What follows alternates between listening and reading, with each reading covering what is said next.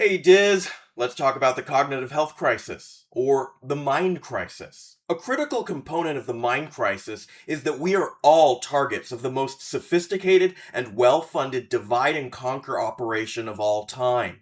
Divide and conquer, of course, is a strategy to get people to disagree and fight with each other, to weaken them, and ultimately to make it easier to manipulate and dominate them. Today, I want to focus on a racial dynamic that is well established in the United States, that, by the way, served as a template for dividing and defeating leftists and liberals, and that is the pattern of the social and emotional relationship between black and white Americans. Historically, white Americans have treated black Americans with contempt, and white Americans have historically been complacent in the face of black suffering. Black Americans have learned to regard white Americans with resentment. These social and emotional patterns have been encouraged by our primary adversaries, the parasites that feed off of our life and labor, to keep people divided and relatively weak. I'm inspired by a couple videos by Chris Newman, aka Farming While Beige, a farmer and influencer with generally left politics who owns a farm in Virginia outside of DC. In these videos, Newman reacts to James Talarico's defeat of Jasmine Crockett in the Texas Democratic Senate primary, and he reacts to white demands for black Democratic voters to fall in line behind Talarico. To make my position clear, before we dive into clips from those videos and use the mind crisis framework to analyze them, I think Newman is factually like 95% correct. And unfortunately, I think he leans into the 5% where he's factually wrong, and it is an emotionally resonant 5%, as it will tend to trigger rejection from the white audience he seems to be trying to talk to. He's wrong that Talarico's electability hinges exclusively on his appeal to racist white people, and he's wrong to outright dismiss people who voted against Crockett because of her voting record on Israel. But he's right that the real difference between Crockett and Talarico on Israel is unclear, and he's right that black voters should be courted respectfully, and that demands that they must fall in line come from a place of presumed superiority, contempt, and that this contempt fairly reminds black people about a long history of white leftist and white liberal betrayal. But before we flesh that out, here's a mashup of clips from him that I'll use to focus on the contempt side of the equation, and later I'll play a mashup to focus on the resentment side, and bring it all together. Jasmine Crockett faces off James Talarico in Democratic Texas Senate primary. Jasmine Crockett loses despite having the overwhelming majority, like 90+% of the black vote. Jasmine Crockett loses anyway. That's fine. James Talarico's job is now to court black vote because black people don't know him, don't trust him, don't trust silver-tongued politicians that they don't know. Instead of immediately courting that black vote, however, James Talarico's supporters have this kind of middle finger, how dare you attitude that black voters don't immediately fall in line. You've got James Talarico being elected by a bunch of white people who just couldn't bring themselves to vote for the qualified black lady. The qualified black lady whose political platform is so nearly identical to James Talarico's that most comments about the primary were, "I'm so sad that I have to choose between the two."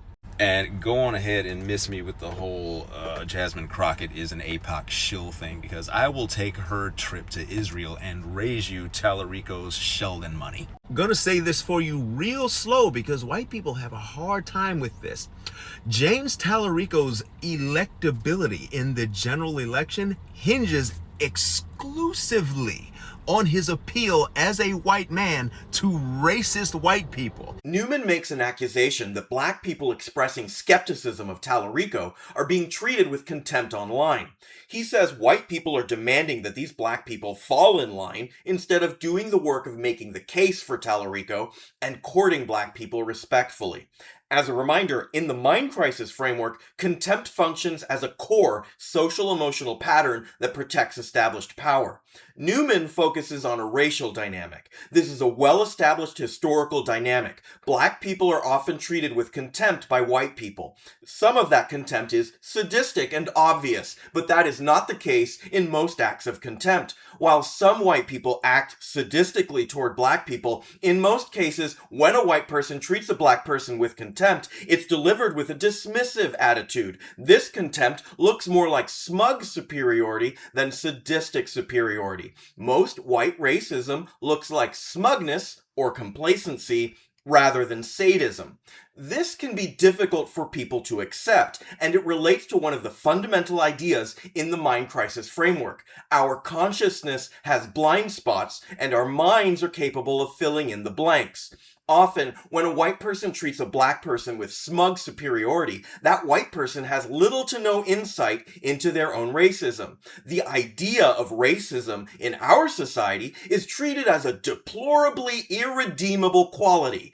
And we are all discouraged from taking seriously the possibility that we have acted in a racist manner, lest it taint us, essentially, as bad people. This approach discourages serious self-reflection, and instead encourages social, emotional patterns such as complacency, despair, resentment, and of course, contempt. But acting in a racist manner is not necessarily an indication of an essentially bad person. It's more often an indication that a person has thoughtlessly reproduced a common social habit. The mind crisis framework would assume some of this is exactly as Newman frames it. White liberals and leftists making demands of black liberals and leftists instead of respectfully courting. Of course, some white liberals and leftists are being respectful, but that respect is not the socially and emotionally resonant pattern that will get and hold attention. We also would assume that some of this is astroturfed to act as a force multiplier. Whatever amount of real white liberal and white leftist contempt is being absorbed will likely be amplified by fake profiles who are not making real demands of black people, but whose real purpose is simply to emotionally abuse black people to increase the likelihood that they react with bitterness and resentment. Before I delve into resentment, here's a second smash-up from Farming While Beige, aka Chris Newman. White people and white politicians do not have a great track record of being trustworthy to black people. When given the choice of allying yourselves with black people or allying yourselves with racists, you usually choose the racist 9 times out of 10, which is exactly how James Talarico just won the primary. This mercurial thing where white folks will suddenly flip on us like pit bulls when we don't do exactly what you want is exactly why we don't trust James Talarico, who, like MDG Hawk, says all the right things, holds all the right positions, and seems like such a nice guy. This guy supporting James Talarico is less of a problem to you than Jasmine Crockett taking a field trip to Tel Aviv. White people, my dear, sweet summer children, white people, you are constantly demanding that we ally ourselves with you. You never ally with us. You are constantly demanding and never giving. We're not going to be oppressed alone anymore. We're all going to be oppressed together. And it's going to suck! It is a greater strategic threat to the black electorate to have our votes held in contempt by our own coalition than to have Ken Paxton as a senator. Unsubscribe at any time. Newman says Talarico's electability hinges exclusively on his appeal to racist white people. This is wrong. However, in fairness to Newman, that was probably the view inside the Texas Democratic Party, and the reason the Texas Democratic Party establishment lined up so heavily behind Talarico over Crockett. So, relative to Crockett, that was likely the establishment argument. But relative to Ken Paxton, Talarico's electability hinges overwhelmingly on holding together a multiracial coalition. More wrong is Newman's dismissal of Talarico's appeal to critics of Israel. He says Talarico and Crockett were basically identical candidates, besides race, and that Crockett's visit to Israel is at least as concerning as the $59,000 Talarico received in 2024 for his State House re-election bid from Miriam Adelson through Texas Sands PAC. After looking into this more, I think he's right about Talarico when it comes to Israel. While Track AIPAC accused Crockett of having received $86,112 from individual donors that also donate to pro-Israel PACs, and they label Crockett as pro-Israel, they also label Talarico as pro-Israel. Talarico attended an AIPAC meeting in 2019. The fact that Miriam Adelson, of all people, was the largest donor to his state house re-election campaign is troubling.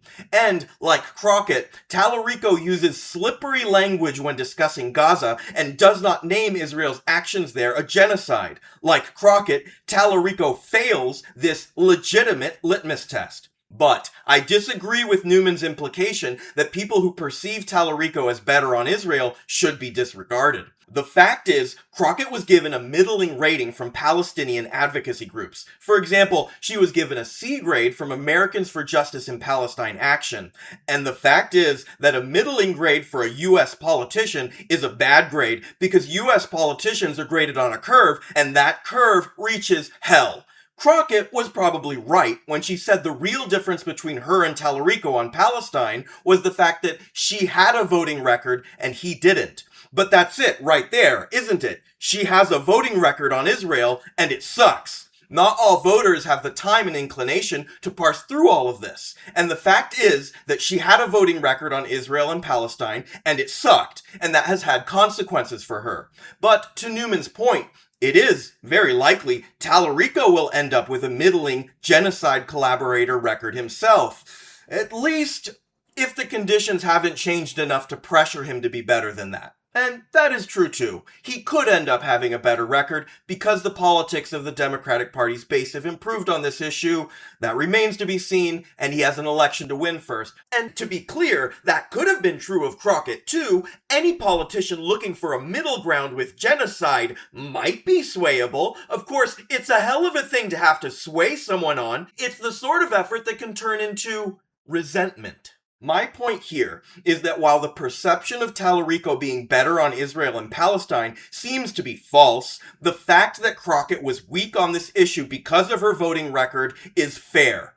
But it would help for people who take the genocide seriously to realize this about Talarico sooner than later. He should come under enormous pressure to name Israel's campaign a genocide, and anyone that went after Crockett, who has shown herself to be useful, particularly when pressing political opponents publicly in congressional hearings, should feel particular responsibility to hold Talarico to that same standard, especially since it does not appear Talarico will come to the Senate with that skill set.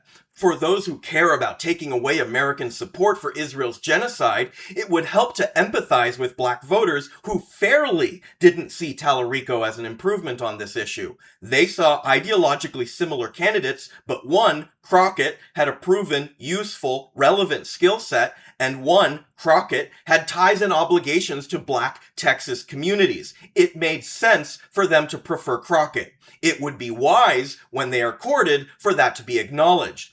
And it would be cool for Newman and others to acknowledge that it wasn't just racist whites who couldn't vote for a black woman that cost Crockett an election, though that was a factor. Crockett's record on Israel hurt her, given the current mood of the country. The fact that Talarico benefited from wishful thinking and the absence of a voting record is itself unfair, but it's not unfair that Crockett's own record hurt her.